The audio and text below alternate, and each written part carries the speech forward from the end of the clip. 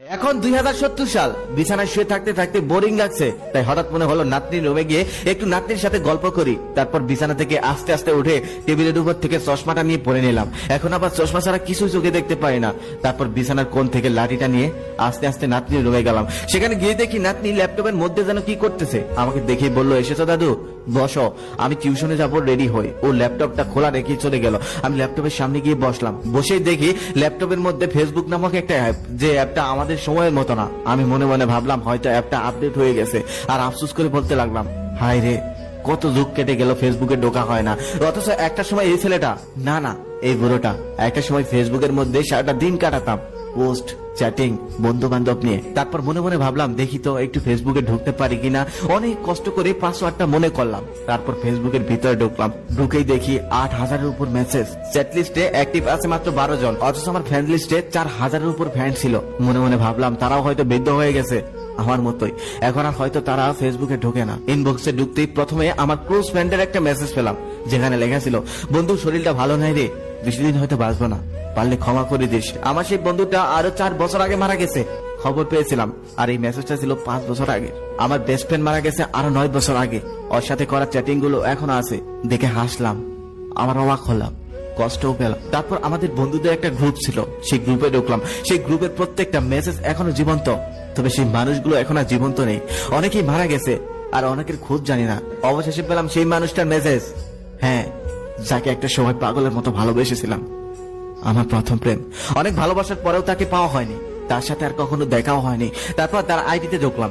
ঢুকে দেখলাম লাস্ট 16 বছর আগে একটা পোস্ট করা হয়েছিল, যেখানে সে আর তার নাতনি, তবে চুলগুলো সাদা, সাদা শাড়ি পরা। তার একটু নিচে যেতেই দেখলাম তার ফ্যামিলির সাথে একটা ছবি আপলোড দেওয়া। সেখানে সে, তার স্বামী, সন্তান, নাতি নাতনি সবাই।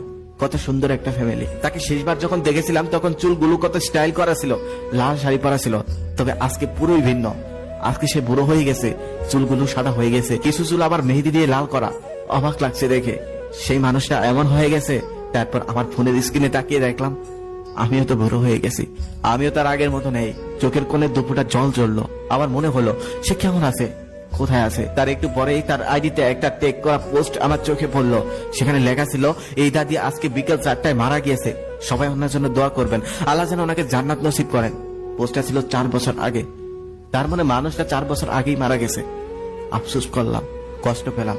হায় রে, যে মানুষটার সাথে একসাথে বাঁচার কথা ছিল, এত ভালোবাসা ছিল, এত স্বপ্ন ছিল, তবে কিছুই পূরণ হলো না। তারপর একে একে প্রিয় বন্ধুগুলোর আইডিতে ঢুকছিলাম। তাদের প্রত্যেকটা আইডি এখনো প্রাণবন্ত, SMS গুলো এখনো আছে, তবে তারা আর প্রাণবন্ত নেই। তারা অনেক আগে দুনিয়ার মায়া ছেড়ে চলে গেছে।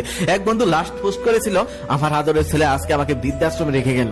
তারপর সে আর কোনো পোস্ট করেনি, বেঁচে আছে কিনা তাও জানি না। তারপর আমাদের কবি বন্ধুটার আইডিতে ঢুকলাম। সে লাস্ট 10 বছর আগে একটা পোস্ট করেছিল, লিখেছিল, বন্ধুরা সব কোথায়, অনেক মিস করি, তোদেরকে খুব দেখতে ইচ্ছে করে। তারপর ঢুকলাম সেই বন্ধুটার আইডিতে, যে বন্ধুটা মজার মজার জোক লেগে সবাইকে মাতিয়ে রাখতেন। তার পোস্টগুলো পরে আমি হাসলাম, আবার কাঁদলাম, কষ্ট পেলাম, দুঃখ পেলাম। ঠিক সেই সময় নাতনি এসে বলতেছে, দাদু ল্যাপটপটা দাও, আমি টিউশনে যাব। আমি তখন বললাম, টিউশনে যাবি, ল্যাপটপ নিয়ে যেতে হবে। তখন সে বলতেছে, তুমি জানো না আমরা ভার্চুয়াল ক্লাস করি, আমাদের ল্যাপটপই তো সব, ল্যাপটপ ছাড়া আমি পড়বো কিভাবে। তখন আমি বললাম, ও তোরা তো আবার ল্যাপটপ নিয়ে যাস, আমাদের সময় আমরা বই খাতা নিয়ে যেতাম। তখন সে হাসতে হাসতে বললো, লেখাপড়া করতে আবার বই খাতা লাগে নাকি, ওসব তো আমি জাদু করে দেখেছি, আর শুনেছি তোমাদের সময় নাকি বই খাতা কলম দিয়ে তোমরা লেখাপড়া করতে। তখন আমিও বললাম, আমরাও পড়েছিলাম, তোদের সময় তোরা ভার্চুয়াল ক্লাস করবি, খাতা কলমের আর দরকার হবে না। তখন সে হাসতে হাসতে বললো, আচ্ছা ঠিক আছে, টিউশন থেকে ফিরে আমি তোমাদের আদিকালের গল্প শুনবো। এবার গল্প থেকে বের হয়ে আসুন। আজকে আমরা যারা আধুনিক 2070 সালে, তারাই কিন্তু আদিকালের মানুষ হয়ে যাব। তবে যখনই মারা যায়, মহান আল্লাহ তাআলা যেন আমাদের বৃদ্ধ হওয়ার আগেই দুনিয়া থেকে নিয়ে যায়, আমরা যেন ইমানের সাথে মৃত্যুবরণ করতে পারি। আর যদি বেঁচে থাকি, তাহলে এই ভিডিওটা আবারও কোনো একদিন দেখবো। তখন হয়তো সময়ের সাথে এই ভিডিওটা সুন্দর ম্যাচিং